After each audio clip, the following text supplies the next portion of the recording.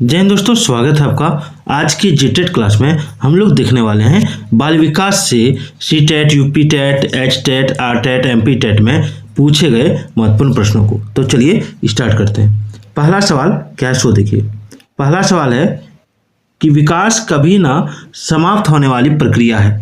यह विचार किससे संबंधित है? विकास कभी ना समाप्त होने वाली प्रक्रिया है, यह विचार किससे संबंधित है?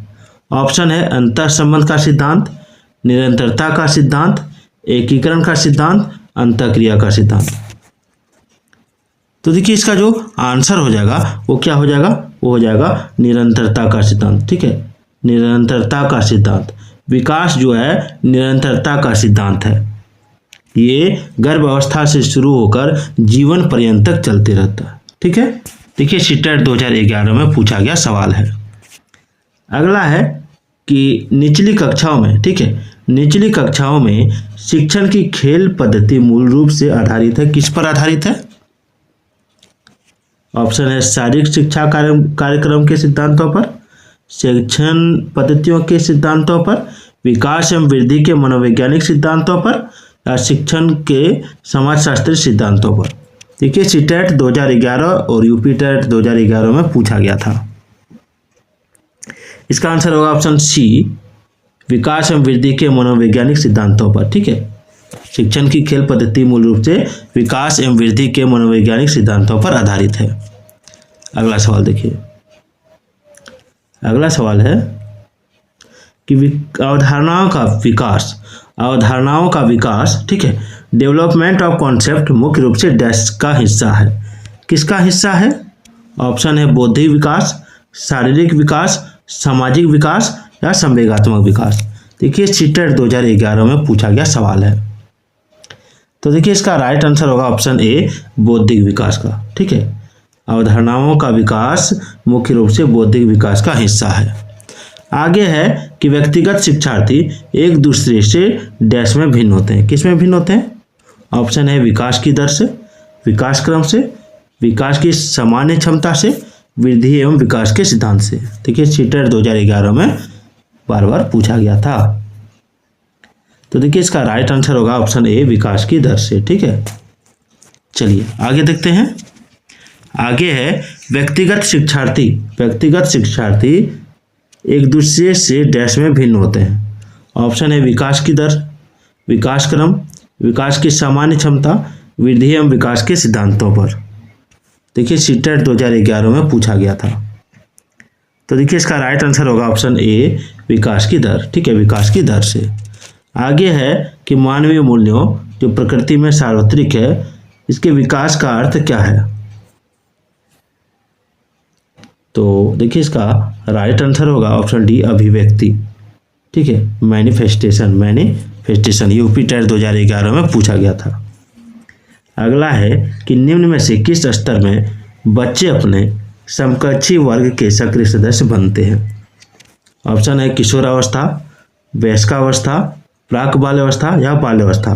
यूपी टेट 2011 में पूछा गया था। तो देखिए इसका राइट आंसर होगा ऑप्शन ए, किशोरावस्था।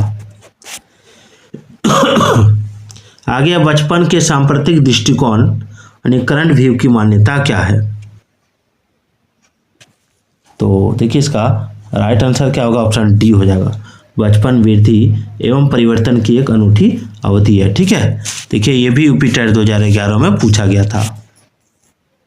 चलिए अगला सवाल है, शिक्षकों को ज्ञान होना चाहिए। किसका ज्ञान होना चाहिए? शिक्षकों को किसका ज्ञान होना चाहिए?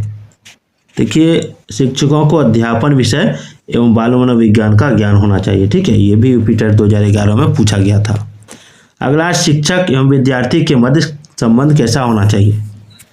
तो स्नेह का होना चाहिए, दुलार का होना चाहिए, और सम्मान का, यानी ऑप्शन हो जाएगा डी, ये सभी। ठीक है, आगे देखिए। विकास के संदर्भ में निम्न में से कौन सा कथन सत्य नहीं है? विकास की प्रत्येक अवस्था में अपने खतरे हैं, विकास उकसाने या बढ़ावा देने से नहीं होता है, विकास सांस्कृतिक परिवर्तनों से प्रभावित होता है, विकास की प्रत्येक अवस्था की अपनी विशेषताएं होती हैं। देखिए आर टेट 2011 में पूछा गया था, क्या होगा? तो देखिए इसका राइट आंसर होगा ऑप्शन बी, विकास उकसाने या बढ़ावा देने से नहीं होता। ठीक है, ये कथन सत्य नहीं है। अगला, निम्न में से कौन सा विकासात्मक कार्य उत्तर बाल्यावस्था के लिए उपयुक्त नहीं है? ऑप्शन है सामान्य खेलों के लिए आवश्यक शारीरिक कुशलताएं सीखना, या पुरुषोचित या स्त्रियोचित सामाजिक भूमिकाओं को प्राप्त करना, या व्यक्तिगत आत्मनिर्भरता प्राप्त करना, या अपने हम उम्र बालकों के साथ रहना सीखना। देखिए आरटेट 2011 में पूछा गया था। तो इसका आंसर होगा ऑप्शन बी, पुरुषोचित या स्त्रियोचित सामाजिक भूमिकाओं को प्राप्त करना। आगे है, विकास का अर्थ क्या है? विकास का अर्थ क्या है? तो देखिए विकास का जो अर्थ है वो है परिपक्वता, यानी मैच्योरेशन एवं अनुभव के फलस्वरूप होने वाले परिवर्तनों की श्रृंखला। ठीक है, ये भी आरटेट 2011 में पूछा गया था। आगे है, खिलौनों की आयु किसको कहा जाता है? पूर्व बाल्यावस्था को, उत्तर बाल्यावस्था को, या शिशुवावस्था को, या ये सभी? तो देखिए खिलौनों की आयु कहा जाता है पूर्व बाल्यावस्था को। ठीक है,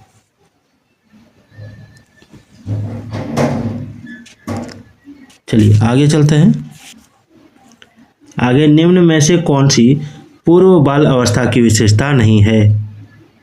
तो देखिए पूर्व बाल अवस्था की जो विशेषता है, ठीक है, वो इसमें से कौन सी नहीं है?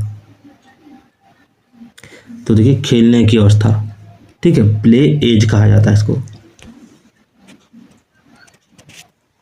बाद बाकी दल समूह में रहने की अवस्था, अनुकरण करने की अवस्था, प्रश्न करने की अवस्था, खेल, ठीक है, ये तीनों जो है पूर्व बाल अवस्था की विशेषताएं हैं।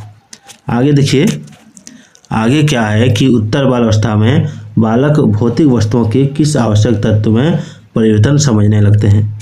ऑप्शन है द्रव्यमान, द्रव्यमान और संख्या, संख्या, द्रव्यमान, संख्या और क्षेत्र। तो देखिए इसका राइट आंसर क्या होगा? इसका राइट आंसर होगा ऑप्शन डी, द्रव्यमान, संख्या और क्षेत्र। आप देख रहे हैं बाल विकास एवं शिक्षा शास्त्र से पूछे गए प्रश्नों को। आगे है कि मानव विकास किन दोनों के योगदान का परिणाम है? मानव विकास किन दोनों के योगदान का परिणाम है? तो वंश, क्रम एवं वातावरण का। अगला है, निम्न में से कौन सा कथन विकास के बारे में सत्य नहीं है? तो देखिए विकास के बारे में सत्य है, विकास अंतःक्रिया का फल है, विकास एक व्यवस्थित श्रृंखला का अनुगामी है, विकास एक व्यक्तिगत प्रक्रिया है, विकास विशिष्ट से समान की ओर होता है। ठीक है, तो इसमें सत्य कौन नहीं है? विकास विशिष्ट से समान की ओर होता है, यही सत्य नहीं है। विकास जो होता है वो सामान्य से विशिष्ट की ओर होता है, याद रखिएगा, सामान्य से विशिष्ट की ओर। चलिए आगे देखते हैं। आगे, निम्न में से कौन सा कथन सही नहीं है?